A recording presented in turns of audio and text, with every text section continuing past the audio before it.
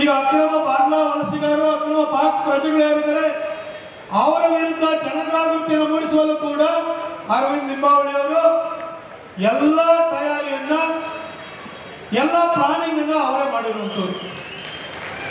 ಅವರ ಜೊತೆಗೆ ಕುಮಾರ್ ಬಂಗಾರಪ್ಪ ಅವರು ಇರ್ಬೋದು, GM ಸಿದ್ದೇಶ್ವರಣ್ಣ ಇರ್ಬೋದು, ರಮೇಶ್ ಜಾರಕಿಹೊಳಿ ಸಾಹೇಬ್ ಇರ್ಬೋದು, ನಾವೆಲ್ಲ ಏನಿದ್ರು ಕೂಡ ಒಂದು ಸಪೋರ್ಟಿಂಗ್ ರೋಲೇ ಹೊರತು ಮೇನ್ ರೋಲ್ ಏನಿದ್ರು ಕೂಡ ಅದು ಅರವಿಂದ್ ಲಿಂಬಾವಳಿ ಸಾಹೇಬ್.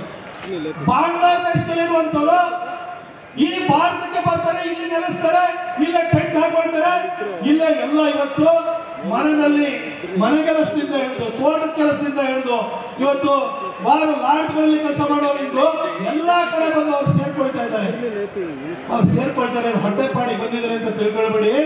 ಈ ನೆರೆಹೊರೆನಲ್ಲಿರುವಂತರು ಕಡಿಮೆ ಬೆಲೆಗೆ ಕೂಲಿ ಸಿಗ್ತಾರೆ ಅಂತ ಹೇಳ್ಬಿಟ್ಟು ಬಿಟ್ಕೊಂಡ್ರೆ ನಾಳೆ ಬೆಳಗ್ಗೆ ನಿಮ್ಮ ಮಕ್ಕಳ ಭವಿಷ್ಯಕ್ಕೆ ಕಂಟಕವಾಗುತ್ತೆ. ಭಾರತದಲ್ಲಿ ಇರುವವರ ಸಂಖ್ಯೆ ಎಷ್ಟಿದೆ, ಇನ್ನು ಪಕ್ಕದಲ್ಲಿರುವಂತವ್ರು ಕೂಡ ಇಲ್ಲಿ ಬರ್ತಾ ಇದ್ರೆ ನಾವೆಲ್ಲಿಗೆ ಹೋಗ್ಬೇಕು?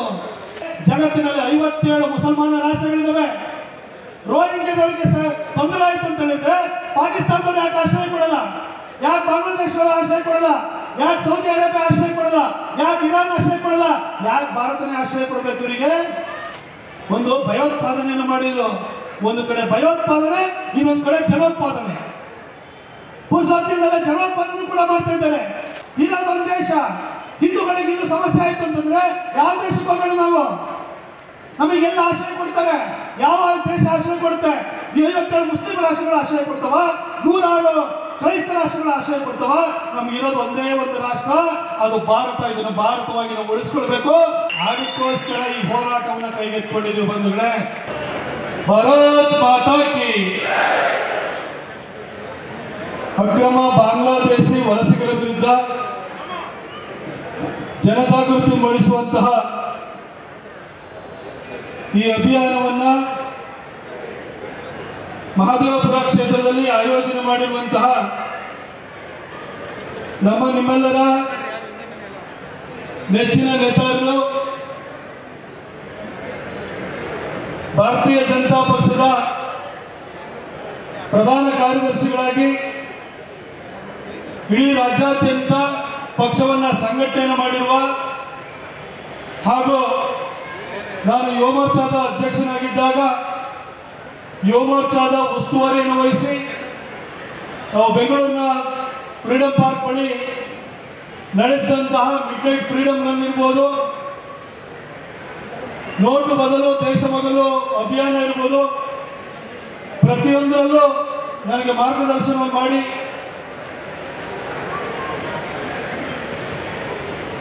ನನಗೆ ಸರಿಯಾದ ದಿಕ್ಕನ್ನು ತೋರಿರುವಂತಹ ಈ ಕ್ಷೇತ್ರದ ಮಾಜಿ ಶಾಸಕರು, ಮಾಜಿ ಸಚಿವರು, ಆದರೆ ನಿಜವಾದ ಜನನಾಯಕ ಅರವಿಂದ್ ಲಿಂಬಾವಳಿ ಸಾಹೇಬ್ರೆ,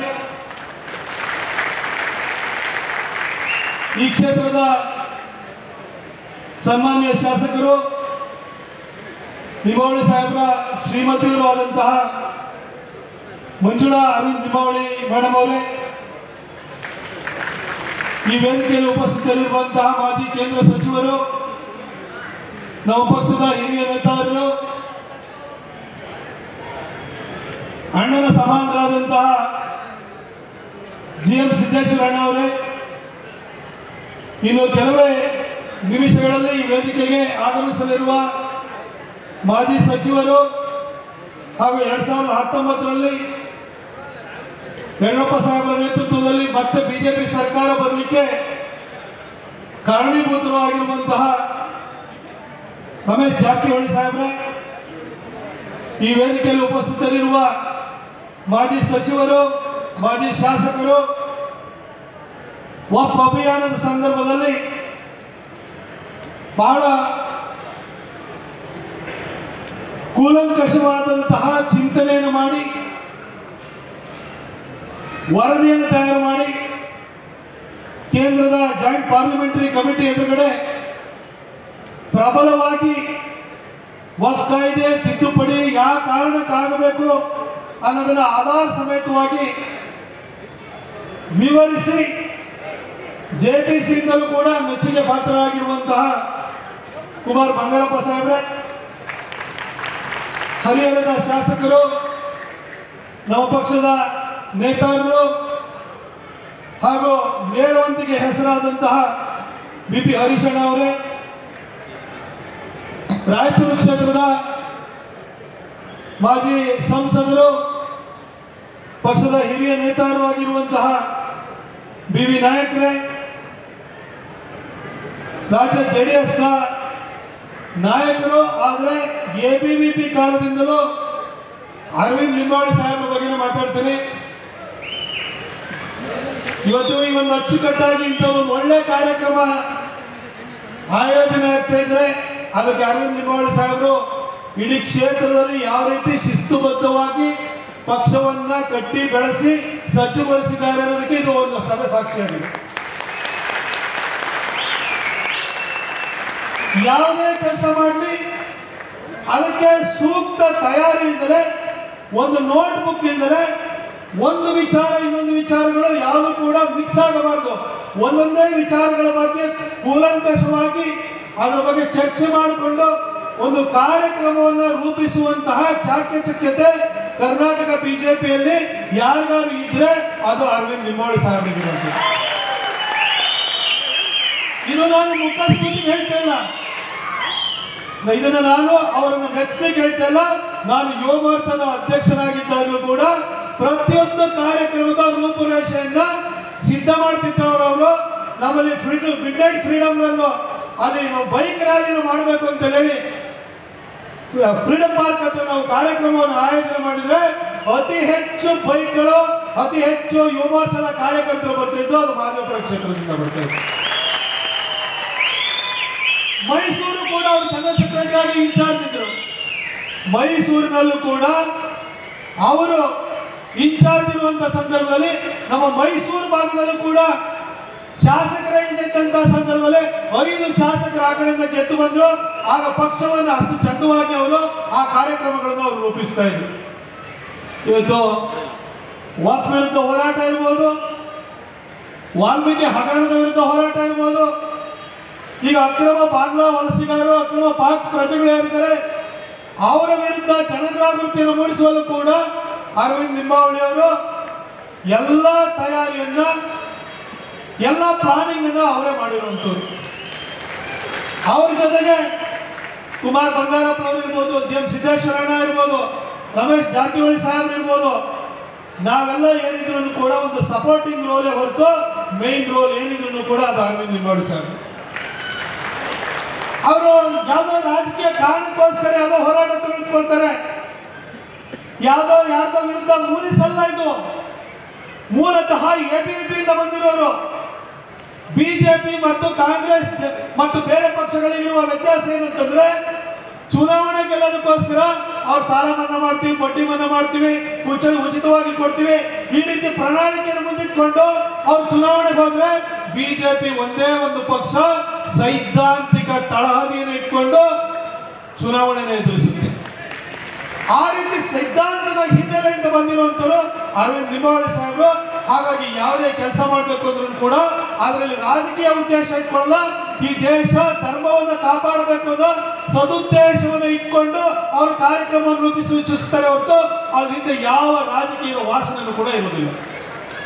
ಹಾಗಾಗಿ ಅವರ ನೇತೃತ್ವದಲ್ಲಿ ಮಾಡಿದಂತಹ ಒಂದೊಂದು ಕಾರ್ಯಕ್ರಮಗಳು ಯಶಸ್ವಿ ಆಗ್ತಾ ಬರ್ತಾ ಇದ್ದಾವೆ. ಈ ವೇದಿಕೆಗೆ ಬಿಜೆಪಿಯ ಸರ್ಕಾರ 2019ರಲ್ಲಿ ಬರೋದಕ್ಕೆ ಮೂಲ ಕಾರಣೀಭೂತರಾಗಿರುವಂತಹ ನಮ್ಮ ಗೋಕಾಕದ ಹುಲಿ ರಮೇಶ್ ಜಾರಕಿಹೊಳಿ ಸಾಹೇಬರು ಇಲ್ಲಿ ವೇದಿಕೆಗೆ ಆಗಮಿಸ್ತಿದ್ದಾರೆ. ಅವರನ್ನು ನಿಮ್ಮೆಲ್ಲರ ಪರವಾಗಿ ನಾನು ಸ್ವಾಗತಿಸ್ತೇನೆ. ಬಂಧುಗಳೇ, ಈ ಹೋರಾಟದಿಂದ ಕೈಗೆತ್ತಿಕೊಂಡಾಗಲೂ ಕೂಡ ವಕ್ಫ್ ಹೋರಾಟ ಅಂತ ಹೇಳಿದ್ರೆ ಎಲ್ಲ ಹೋಗೋದು, ಒಂದು ಸಭೆ ಸಮಾರಂಭ ಮಾಡೋದು, ಅಲ್ಲಿ 4 ಜನ ಸೇರಿಸ್ಬಿಟ್ಟು ನಾವೊಂದು ಭಾಷಣ ಕೊಡುವಂಥದ್ದು, ಸಹಿ ಸಂಗ್ರಹ ಮಾಡುವಂಥದ್ದು, ಅಥವಾ ಮಾಧ್ಯಮಗಳನ್ನ ಕರೆದು ಸೌಂಡ್ ಬೈಟ್ಸ್ ಕೊಟ್ಟು ಕಳಿಸುವಂಥದ್ದು, ಈ ತರ ಕಾರ್ಯಕ್ರಮವನ್ನು ಯಾವತ್ತೂ ನಾವು ಮಾಡಲಿಲ್ಲ. ಯಾಕೆಂದ್ರೆ ಅರವಿಂದ್ ಲಿಂಬಾವಳಿ ಸಾಹೇಬರು ಅವರ ಸೈದ್ಧಾಂತಿಕ ಹಿನ್ನೆಲೆಯಿಂದ ಬಂದಿರೋರಾಗಿರೋದ್ರಿಂದ ಪ್ರತಿಯೊಂದರ ಹಿಂದೆನೂ ಕೂಡ ಸಾಕಷ್ಟು ಪೂರ್ವ ತಯಾರಿಯನ್ನು ಮಾಡ್ತಾ ಇದ್ರು. ಆ ವಕ್ಫ್ ಹೋರಾಟದಲ್ಲೂ ಕೂಡ ಅದರ ಡ್ರಾಫ್ಟಿಂಗ್ ರೆಡಿ ಮಾಡೋದ್ರಿಂದ ಹಿಡಿದು ಪ್ರತಿಯೊಂದರ ಜೊತೆ ಅವರು ಮಾರ್ಗದರ್ಶನ ಮಾಡ್ತಿದ್ರು. ಆ ಡ್ರಾಫ್ಟಿಂಗ್ ಮಾಡ್ತಾ ಇದ್ರು ಕುಮಾರ್ ಬಂಗಾರಪ್ಪನವರಾಗಿದ್ದಾರೆ. ಕುಮಾರ್ ಬಂಗಾರಪ್ಪನವರು ಈ ಹಿಂದೆ ಸಚಿವರಾಗಿರ್ಬೇಕಾದ್ರೆ ಆ ಕಮಿಟಿ ಚೇರ್ಮನ್ ಆಗಿದ್ದರಿಂದಾಗಿ ಅದ್ರದ್ದು ಆಳದ ಅರಿವಿತ್ತು. ಹಾಗಾಗಿ ಆ ವಕ್ಫ್ ಹೋರಾಟವನ್ನು ಕೈಗೆತ್ಕೊಂಡಾಗ ಇಲ್ಲೇನೋ ವಕ್ಫ್ ಹೋರಾಟ ನಮ್ಮ ಭೂಮಿನೆಲ್ಲ ಕಬಳಿಸ್ತಾ ಇದ್ದಾರೆ, ರಾತ್ರಿ ನೋಟಿಫಿಕೇಶನ್ ಮಾಡ್ತಿದ್ರೆ, ಒಂದು ಕಾನೂನು ಬಾಹಿರವಾಗಿ ವಕ್ಫ್ನವರು ಗೆಜೆಟ್ ನೋಟಿಫಿಕೇಶನ್ ಮಾಡಿದರೆ ಈ ರೀತಿ ಮಾತ್ರ ಹೇಳ್ತಾ ಇರಲಿಲ್ಲ. ಎಷ್ಟು ಚಂದವಾಗಿ JPC ಎದುರುಗಡೆ ಹೋಗಿ ಅದನ್ನ ಮನವರಿಕೆ ಮಾಡಿಕೊಳ್ಳಾಯ್ತು ಅಂತ ಹೇಳಿದ್ರೆ, ಇದ್ರ ಮೂಲಕ್ಕೆ ಹೋಗ್ಬೇಕು ಅಂತ ಹೇಳಿದ್ರೆ ವಕ್ಫ್ 1965 ಇರ್ಬೋದು, 68 ಇರ್ಬೋದು, ಆ ಗೆಜೆಟ್ ನೋಟಿಫಿಕೇಶನ್ ಮಾಡ್ತಾರಲ್ಲ, ಆ ನೋಟಿಫಿಕೇಶನ್ ಮಾಡಲಿಕ್ಕೆ ಅವರಿಗೆ ಸಂವಿಧಾನದಲ್ಲಿ ಅವರಿಗೆ ಹಕ್ಕು ಅಧಿಕಾರನೇ ಇಲ್ಲ. ಯಾಕೆ ಹಕ್ಕು ಅಧಿಕಾರ ಇಲ್ಲ ಅಂದ್ರೆ ವಕ್ಫ್ ಹಿನ್ನೆಲೆ ಹೇಳಿದ್ದು. ಆದ್ರೆ ಯಾವ ರೀತಿ ಬಂತು, ಆ ಇನ್ಹೆರಿಟೆನ್ಸ್ ಆಕ್ಟ್ ಇರ್ಬೋದು, ಲಿಮಿಟೇಷನ್ಸ್ ಆಕ್ಟ್ ಇರ್ಬೋದು, ಕರ್ನಾಟಕ ಲ್ಯಾಂಡ್ ರಿಫಾರ್ಮ್ಸ್ ಆಕ್ಟ್ ಇರ್ಬೋದು, ಇದ್ರ ಬಗ್ಗೆ ಪ್ರತಿಯೊಂದು ಆಕ್ಟ್ ಬಗ್ಗೆ ಕೂಡ ನಮ್ಮ ರೈತರಿಗೆ, ನಮ್ಮ ಜನಕ್ಕೆ, ಅದನ್ನು ಅನುಭವಿಸಿದವರಿಗೆ ಯಾವ ಹಕ್ಕಿದೆ ಅನ್ನೋದ್ರ ಬಗ್ಗೆ ಕೇಂದ್ರದಲ್ಲಿ ಹೋಗಿ JPCಗೆ ಬಹಳ ಸ್ಪಷ್ಟವಾದ ಚಿತ್ರಣವನ್ನು ಕೊಟ್ಟು ಮನವರಿಕೆ ಮಾಡಿಕೊಳ್ಳಲಾಯಿತು. ಅಷ್ಟು ಮಾತ್ರ ಅಲ್ಲ, ಆ ವಕ್ಫ್ ಕಾಯ್ದೆ ಹಿಂದಿರುವಂತಹ ದುರುದ್ದೇಶದ ಬಗ್ಗೆ ಕೂಡ ಮನವರಿಕೆ ಮಾಡಿಕೊಳ್ಳಾಯಿತು.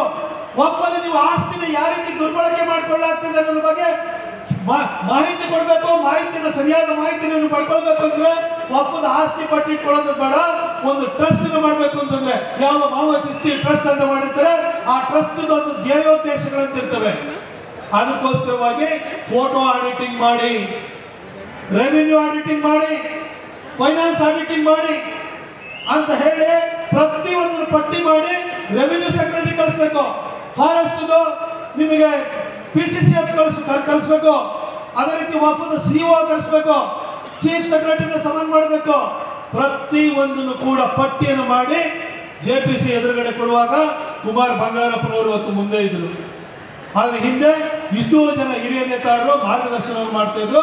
ಇದು ಕೇವಲ ಯಾವ ರಾಜಕೀಯ ಉದ್ದೇಶದಿಂದ ಮಾಡಿದಂತ ಹೋರಾಟ ಅಲ್ಲ, ಅದು ಸದುದ್ದೇಶದಿಂದ ನಮ್ಮ ಜನರ ಆಸ್ತಿ ರಕ್ಷಣೆ, ಈ ದೇಶದ ಸಂಪತ್ತಿನ ರಕ್ಷಣೆಯ ಉದ್ದೇಶ ಇಟ್ಕೊಂಡು ಅವತ್ತು ಹೋರಾಟ ಮಾಡಲಾಯಿತು. ಆಯ್ತು, ರಮೇಶ್ ಅಣ್ಣ ಬಳ್ಳಾರಿಯಿಂದ ಕೂಡಲ ಸಂಗಮದಿಂದ ಬಳ್ಳಾರಿವರೆಗೂ ಪಾದಯಾತ್ರೆಯನ್ನ ಮಾಡಬೇಕು ವಾಲ್ಮೀಕಿ ಹಗರಣದ ವಿಚಾರದಲ್ಲಿ ಅಂತ ಹೇಳಿದ್ರು. ಆಯ್ತು, ಪಾದಯಾತ್ರೆ ಮಾಡ್ಲಿಕ್ಕೆ ಆಗ್ಲಿಲ್ಲ. ಹಾಗಂತ ಕೈ ಕಟ್ಟಿ ಕೂತ್ಕೊಳ್ಳಿಲ್ಲ. ಯಾಕೆಂದ್ರೆ ಕೋರ್ಟ್ನ ಅಪ್ರೋಚ್ ಮಾಡಬೇಕಾಗಿತ್ತು. ಏನು ವಾಲ್ಮೀಕಿ ಹಗರಣದಲ್ಲಿ 187 ಕೋಟಿ ರೂಪಾಯಿನ ಮಿಸ್ಯೂಸ್ ಮಾಡಿದ್ರು. ಆ ಮಿಸ್ಯೂಸ್ ಮಾಡುವಾಗ ಅದನ್ನ ಯಾವ ಡಿಪಾರ್ಟ್ಮೆಂಟ್ ಇಂದ ರಿಲೀಸ್ ಆಗಿದ್ದು? ಫೈನಾನ್ಸ್ ಡಿಪಾರ್ಟ್ಮೆಂಟ್ ಇಂದ. ಫೈನಾನ್ಸ್ ಮಿನಿಸ್ಟರ್ ಯಾರು?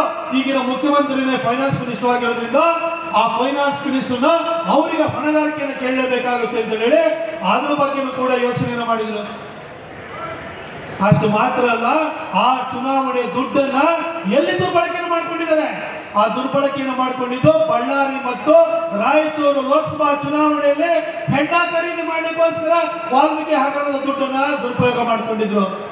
ಹಾಗಾಗಿ ಕಾನೂನಿನ ಒಂದೊಂದು ಅಂಶಗಳನ್ನು ಕೂಡ ತೆಗೆದು ಕೊನೆಗೆ ಅರವಿಂದ್ ಲಿಂಬಾವಳಿ ಅವರು, ನಮ್ಮ ರಮೇಶ್ ಜಾರಕಿಹೊಳಿ ಸಹಕಾರರು, ಹಾಗೆ ಕುಮಾರ್ ಬಂಗಾರಪ್ಪನವರು, ಇವರು ಮೂವರ ನೇತೃತ್ವದಲ್ಲಿ ಹೈಕೋರ್ಟ್ ಅಪ್ರೋಚ್ ಮಾಡಿ, ಕೋರ್ಟ್ ಅಪ್ರೋಚ್ ಮಾಡಿ ಅರವಿಂದ್ ಲಿಂಬಾವಳಿ ಸಾಹೇಬರು ಅವರು ಸೂಕ್ತವಾದಂತಹ ವಕೀಲರನ್ನು ನೇಮಕ ಮಾಡಿದ್ರು.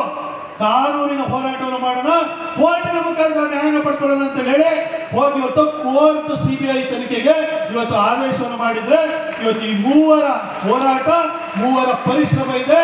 ಇವರು ಇದ್ರ ಹಿಂದೆ ರಾಜಕೀಯ ಉದ್ದೇಶ ಇರಲಿಲ್ಲ, ಇದ್ರ ಹಿಂದೆ ಸದುದ್ದೇಶ ಇತ್ತು. ನಾಯಕ ಜನಾಂಗಕ್ಕೆ ನ್ಯಾಯ ಪಡಿಸಬೇಕಿತ್ತು. 24,000 ಕೋಟಿ ರೂಪಾಯಿ SCP ಸ್ಪೆಷಲ್ ಕಾಂಪೋನೆಂಟ್ ಪ್ರೋಗ್ರಾಮ್ ಅಂತ TSP ಟ್ರೈಬಲ್ ಸಪ್ಲಾನ್, ಇದರಿಂದ SC/ST ಜನಾಂಗದ ಅಭಿವೃದ್ಧಿಗೋಸ್ಕರವಾಗಿ ಮೀಸಲಿಟ್ಟಿದ್ದಂತ ಹಣವನ್ನ ಗ್ಯಾರಂಟಿ ಸ್ಕೀಮ್ ನಲ್ಲಿ ಹೋಗಿ ದುರುಪಯೋಗ ಮಾಡಿಕೊಂಡಿಲ್ಲ. ಅದನ್ನು ಕೂಡ ಹಿಡಿಬೇಕಿತ್ತು. ಅದಕ್ಕೋಸ್ಕರ ಹೋರಾಟವನ್ನು ಮಾಡಿದ್ರು.